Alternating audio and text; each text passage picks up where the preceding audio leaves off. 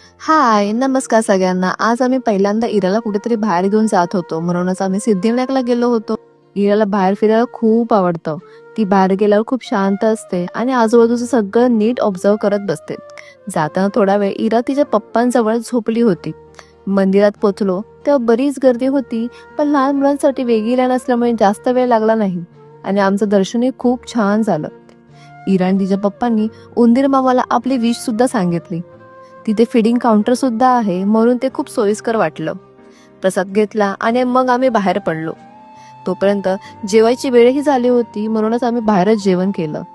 आम्ही आस्वाद हॉटेलमध्ये गेलो होतो, ज्याच्या समोरच शिवसेना भवन आहे. हॉटेलचं ॲम्बियन्स खूप छान होतं आणि एकदम ऑथेंटिक महाराष्ट्रीयन जेवण होतं. हॉटेलमध्ये इरा पप्पांसोबत छान खेळत होती, म्हणून काहीच टेन्शन नव्हतं. जेवणामध्ये आम्ही मिसळपाव, बटाटा वडा, पिठलं, भरली वांगी, भाकरी अशी मस्त थाळी ऑर्डर केली होती. सोबत आम्ही पियूष सुद्धा मागवलं होतं.